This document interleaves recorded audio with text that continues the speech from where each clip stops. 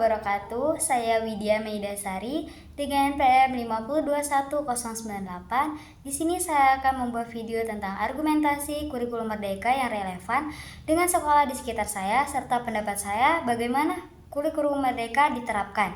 Kurikulum merdeka merupakan kurikulum dengan pembelajaran interkurikuler yang beragam di mana konten akan lebih optimal agar peserta didik memiliki cukup waktu untuk mendalami konsep dan penguatan kompetensi.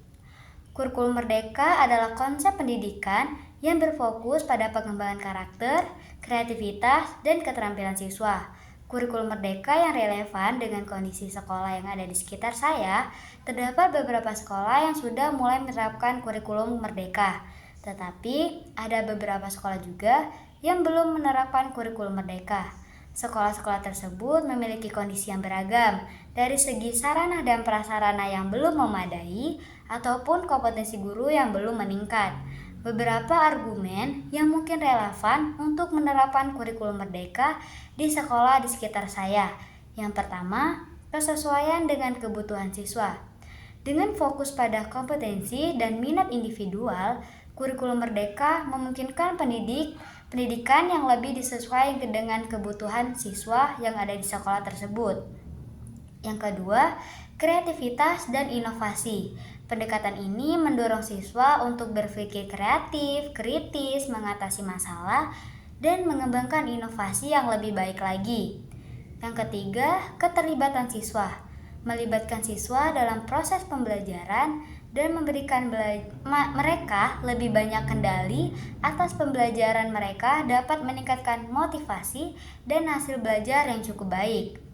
Kemudian, saya berpendapat bahwa kurikulum merdeka seharusnya diterapkan dengan fleksibilitas.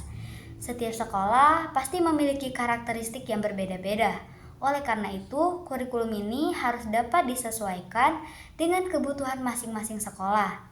Siswa harus memiliki pilihan untuk mengembangkan minat dan bakat mereka, sehingga mereka lebih termotivasi dalam belajar di sekolah. Yang pertama, kurikulum merdeka seharusnya mengutamakan pengembangan keterampilan siswa yang dapat diterapkan dalam kehidupan sehari-hari dan di lingkungan sekitar sekolah. Ini termasuk pemberian penekanan pada keterampilan berpikir kritis, keterampilan sosial, serta pemahaman akan nilai-nilai kehidupan yang penting yang harus mereka ketahui. Yang kedua, kurikulum merdeka juga harusnya memberikan lebih banyak ruang untuk pendidikan berbasis proyek, kerjasama, dan pembelajaran di luar kelas.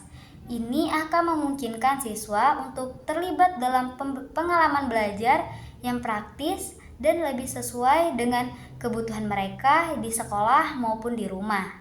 Yang ketiga, penggunaan teknologi dalam pembelajaran juga harus diperkuat. Manfaat alat-alat digital dan sumber daya online dapat membantu siswa untuk belajar lebih efektif, aktif, dan untuk mempersiapkan mereka untuk tantangan teknologi yang terus berkembang sesuai dengan perkembangan zaman yang ada di sekarang. Selain itu, integrasi teknologi dengan pembelajaran berbasis proyek dapat menjadi bagian penting dari kurikulum ini.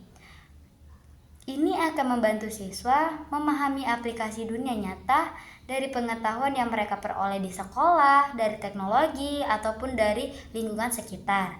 Kurikulum merdeka seharusnya juga mendorong kolaborasi, pemecahan masalah, dan pemikiran kritis, karena keterampilan ini sangat penting pada era modern. Karena dengan mendorong kolaboratif, pemecahan masalah, dan pemikiran kritis, maka siswa akan lebih terampil dalam mengikuti kurikulum merdeka ini. Tentu saja, implementasi kurikulum merdeka harus sesuai dengan kondisi lokal, termasuk sumber daya yang tersedia di sekolah dan kebutuhan siswa. Pemerintah dan sekolah harus bekerja sama untuk memastikan bahwa kurikulum ini dapat diadaptasi secara efektif untuk setiap situasi. Mungkin sekian yang dapat saya sampaikan. Apabila ada salah kata, saya mohon maaf. Kepada Allah saya mohon ampun. Saya akhiri. Wassalamualaikum warahmatullahi wabarakatuh. Assalamualaikum. Bye-bye.